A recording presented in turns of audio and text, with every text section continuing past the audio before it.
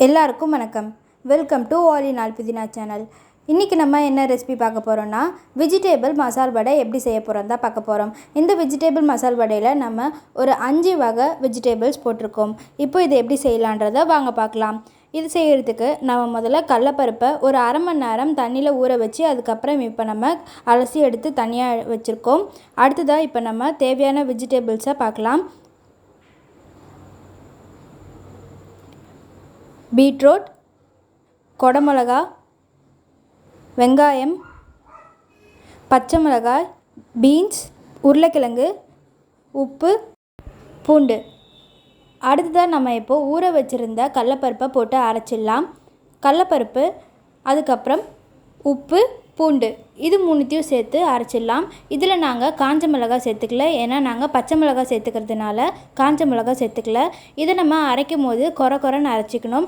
பாதி பருப்பு தான் அரைஞ்சிருக்கணும், மீதி பருப்பு அரையாமல் நம்மளுக்கு இருந்தால் தான் வடை செய்கிறதுக்கு நல்லாயிருக்கும். அடுத்ததாக இப்போ நம்ம அரிஞ்சு வச்சுருக்க எல்லா காய்கறிகளையும் சேர்த்து மிக்ஸ் பண்ணிடலாம்.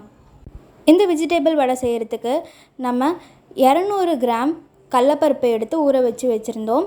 அதுக்கப்புறம் இது 200 கிராம்ன்றதுனால நாங்கள் எல்லாமே ஒரு பெரிய சைஸ் வெஜிடேபிளாக தான் போட்டிருந்தோம். கொடமிளகா ஒரு பெரிய சைஸ் அரிஞ்சு போட்டிருந்தோம். ஒரு பெரிய சைஸ் வெங்காயம், உருளைக்கிழங்கு, பீட்ரூட், ஒரு 100 கிராம் அளவுக்கு பீன்ஸ், பச்சை மிளகா ஒரு 6 போட்டிருக்கோம். இது எல்லாத்தையும் சேர்த்து இதில் நம்ம போட்டிருக்கோம். இப்போது இதை நம்ம நல்லா கலந்தக்கப்புறம் இதை நம்ம உருண்டை பிடிச்சி வச்சுக்கலாம். இப்போ நம்ம உருண்டை பிடிச்சி வச்சிட்டோன்னா நம்மளுக்கு வடையை தட்டி போடும் போது ஈஸியாக இருக்கும். அதனால தான் முன்னாடியே உருண்டை தட்டி வச்சுக்கிறோம். இப்போ நம்ம கடாயில் எண்ணெய் ஊற்றிக்கலாம். எண்ணெய் நல்லா காஞ்சதும் நம்ம உருண்டை பிடிச்சி வச்சுருந்த வடையை தட்டி உள்ளே போட்டுடலாம். இதில் நம்ம எல்லா வெஜிடேபிளும் சேர்த்துருக்கிறதுனால முக்கியமாக பீட்ரூட் சேர்த்துருக்கோம். பீட்ரூட் இருக்கிற தண்ணி நம்மளுக்கு வடை தட்டும் போது சரியாக வராது. அதனால் இதை நம்ம பார்த்து மெதுவாக தான் வடை தட்டணும். வடையை நம்ம எண்ணெயில் போட்டக்கப்புறம் இந்த மாதிரி பொன் வறுவலான ஸ்டேஜுக்கு வரத்துக்கு ஒரு 3 நிமிஷம் ஆகும். நம்ம எண்ணெய் நல்லா காஞ்சக்கப்புறம் எண்ணெயை சிம் மூடில் வச்சு தான் நம்ம வடையை போடணும்.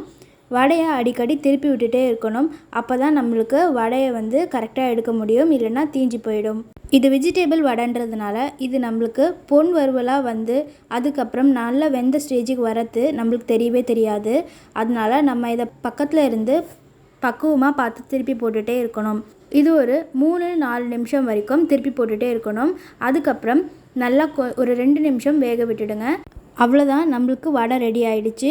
இப்போ நம்ம இந்த வடையை எடுத்துடலாம் எண்ணெயிலேருந்து.